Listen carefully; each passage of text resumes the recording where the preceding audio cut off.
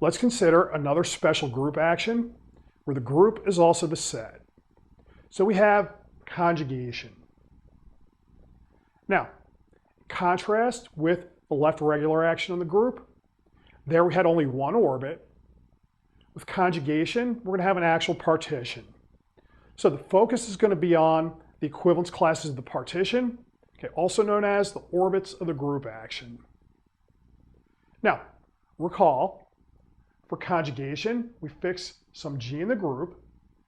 That's going to act on elements X in the group as a set by sending X to GXG inverse.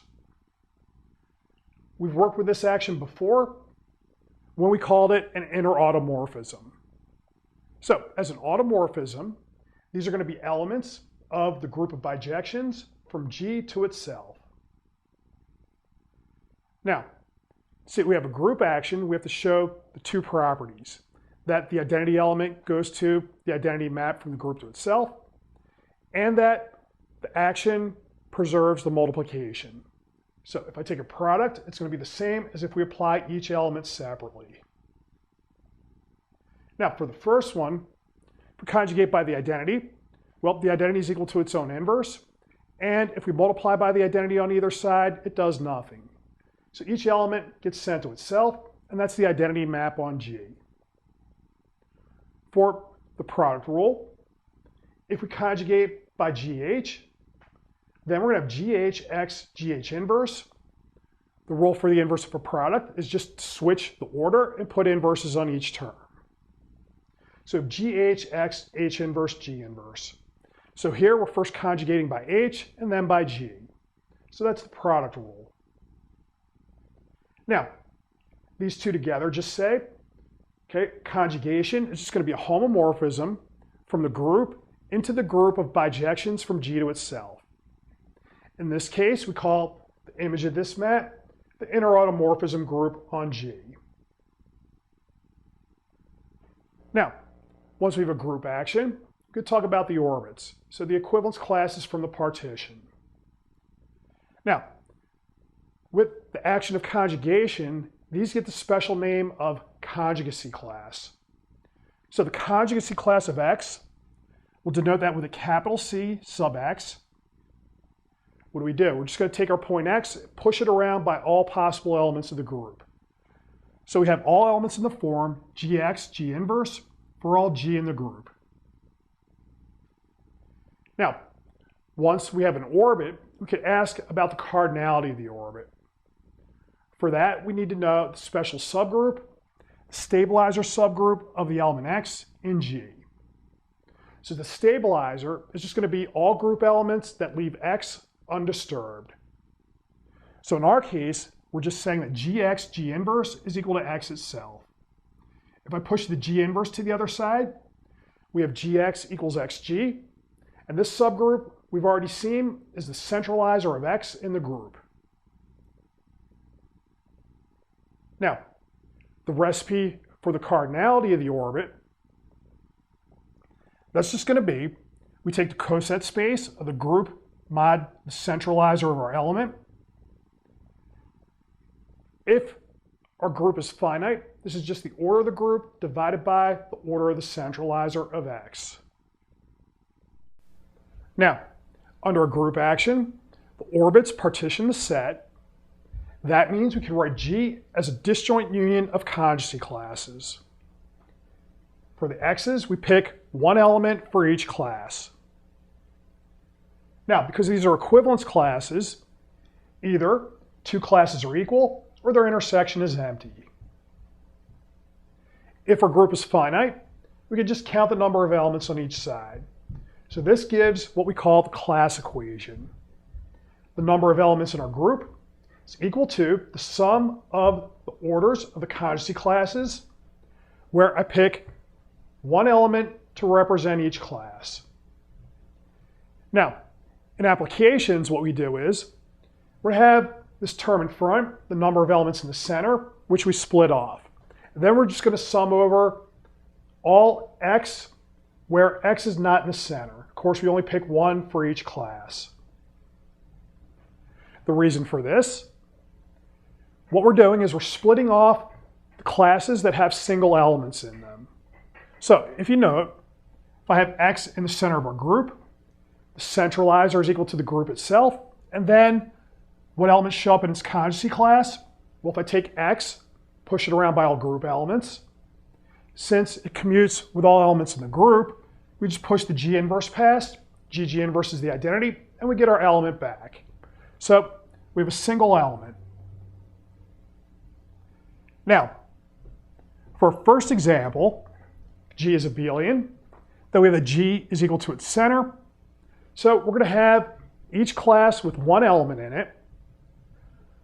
We can write G as a disjoint union of one-point sets, so one set for each element. And the class equation becomes order of G is equal to 1 plus 1 plus 1, G times if G is finite.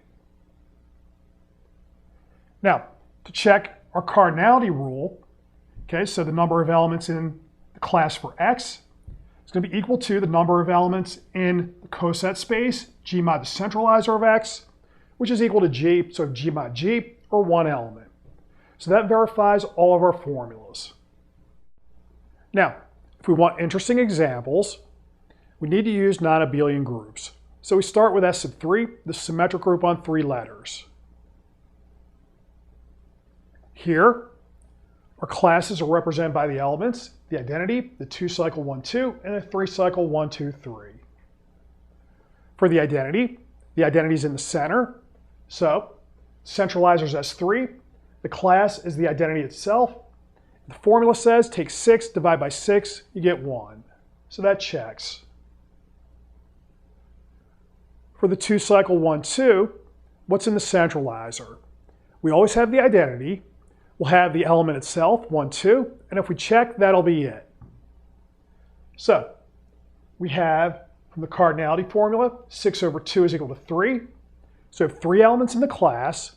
If we do the conjugations, we see that we get the 3 2-cycles. Finally, if we take the element 1, 2, 3, in its centralizer, we have the identity. We have 1, 2, 3, the element itself. And we could also put in the element's inverse. So that'll be 1, 3, 2. If we check, there's nothing else in there. So cardinality formula says 6 over 3 equals 2. And when we do the conjugations, we get 1, 2, 3 and 1, 3, 2. Note, if we conjugate by the identity, that's just going to say that each element here winds up being in its own class. We go to the class equation. The number of elements in the group is equal to 6, which is equal to 1 plus 3 plus 2.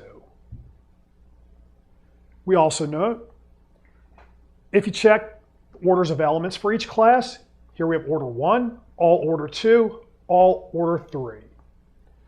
So if an element has finite order, all the elements in its class will have that same order.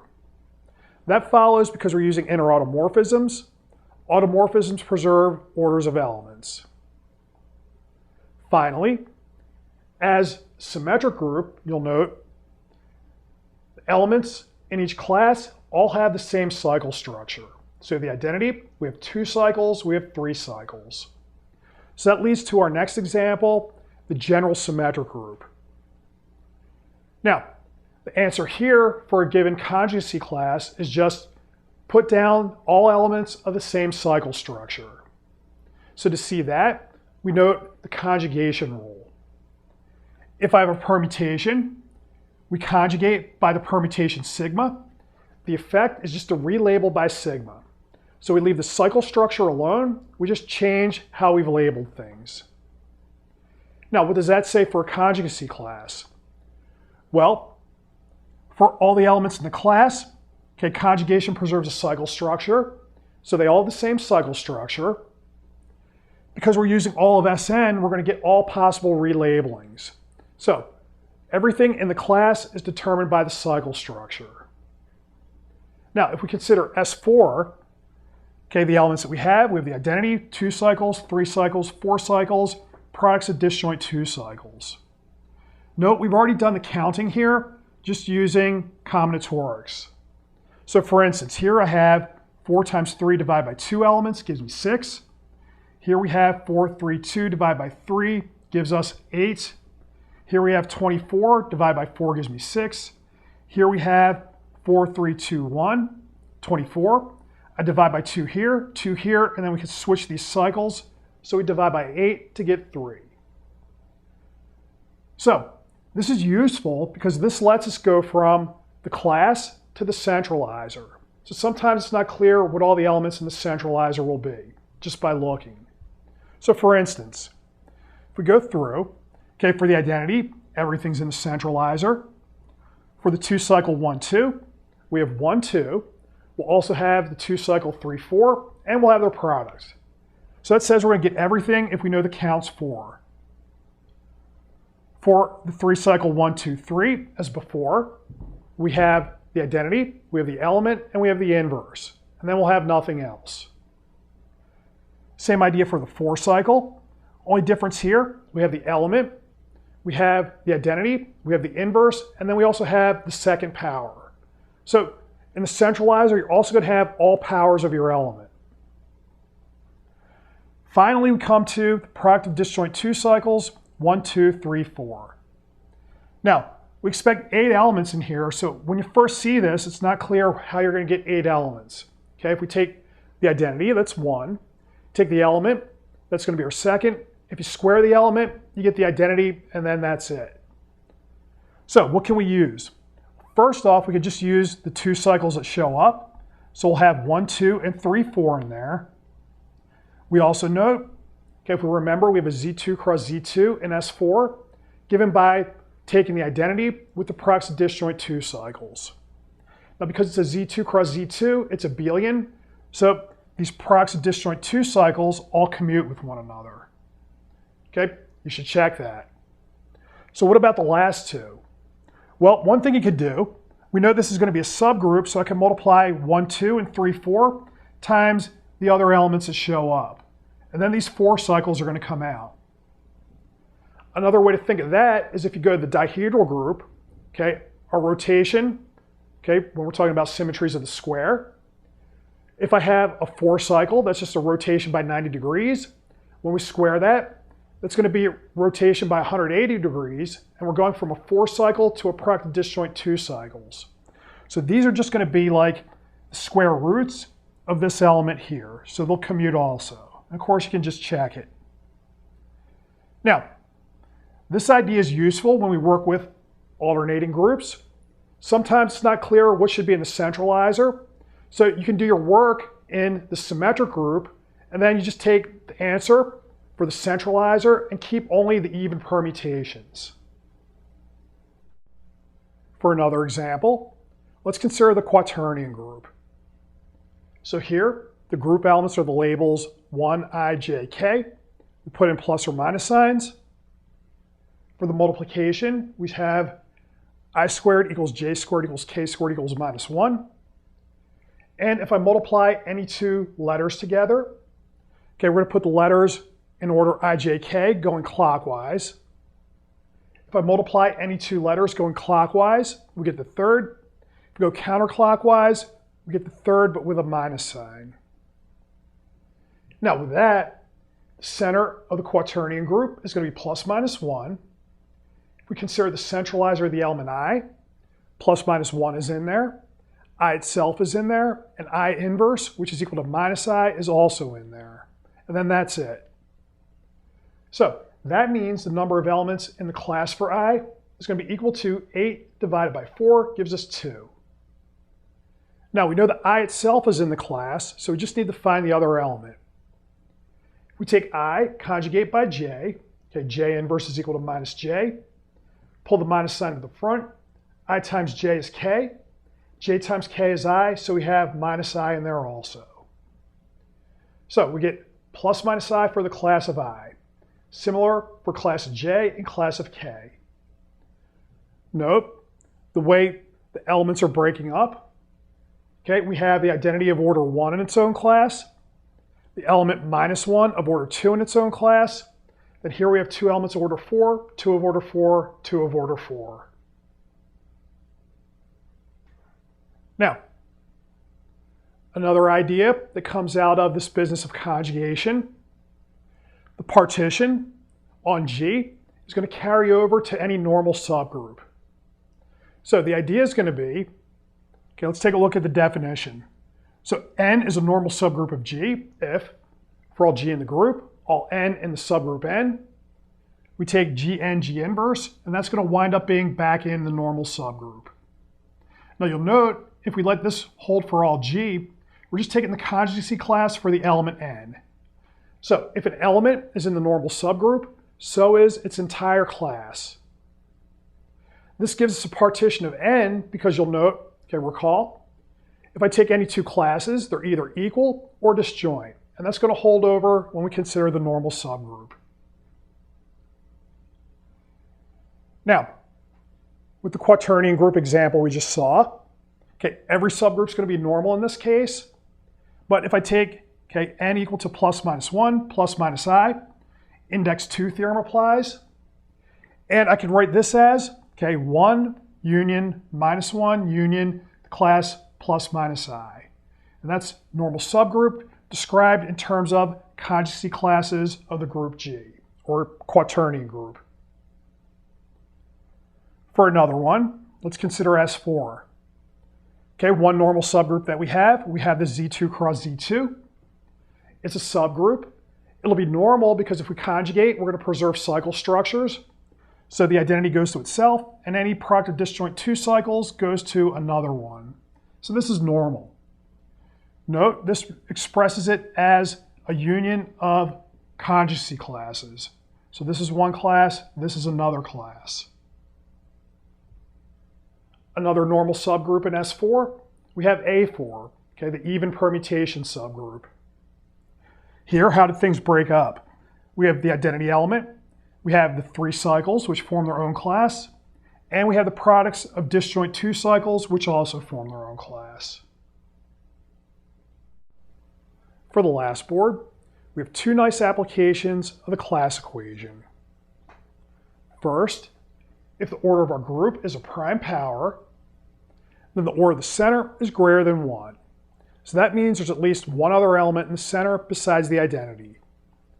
Since the center is a subgroup, that really means we have at least p elements in the center. Now, to see this, we consider the class equation. We have the order of the group, the order of the center, the orders of classes for elements that are not in the center. If we focus on these, so I'll pick an X not in the center, the number of elements in this class is going to be given by the Cardinality Rule. So take the order of the group, divide by the order of the centralizer of X. Because X is not in the center, that means it's not the entire group. So the number of elements in our class is going to be some power of p. It's not going to be equal to 1. If we go back to the class equation, what do we have? We have the order of the group, which is the power of p, the order of the center. Then we're going to have a sum over the orders of these classes. They're all powers of p. We're going to be able to pull at least 1p out of each of those powers. So we can push everything to one side. Then we have to worry, okay, we can pull a p out of here, but this might be equal to 0. It can't be 0 because the order of the center is going to be greater than or equal to 1. It has at least the identity element in there. So that means this is not 0, which means we have p times a non-zero integer. So p is going to divide the order of the center, and that's what we want. For examples, consider Quaternion group and the Dihedral group with 8 elements, Symmetry group with a square. Now both of these have 8 elements, so 2 cubed. For the Quaternion group, the center has plus minus 1. For the Dihedral group, we have the identity and rotation by 180 degrees. So our result checks out for these cases. Now, we could use this result to show a result we already have from before. So if the order of the group is equal to p squared with p a prime, then our group must be abelian. Now, let's do it case by case. First, if we have an element of order p squared, then our group is isomorphic to z mod p squared, it's cyclic, abelian, and we're done. So let's assume order of every element is either 1 or p. The only element with order 1 is the identity. So that means every other element has order p. First case, if the order of the center is equal to p squared, well, that means the group is equal to its center, we're abelian, and then we're done. So let's assume the order of the center is equal to p. That means this is isomorphic to a z mod p, so it's going to have a generator x. I'll take any element not in the center. Okay, the identity is in the center, so there's no danger of choosing that. Every other element is going to have order p. So we'll pick a y. If we consider the quotient group, G mod the center, okay, order of G is p squared, order of the center is p, so we have p cosets.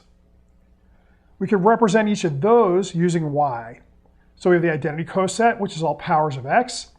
I have y times the identity coset, y squared, all the way up through y to the p minus 1. Now note, these cosets are in a partition or group. So I can write every element in the group as, okay, power of y times a power of x. The only problem is what happens if I try to switch. Now, because x is in the center, x and y commute. We can push them past each other. But that means we can push x and y past each other with each of these cosets. Every element's represented as a product of an x and a y to some power on each. So that means our group must be abelian. So that's a contradiction to this assumption here, and that gives us our result.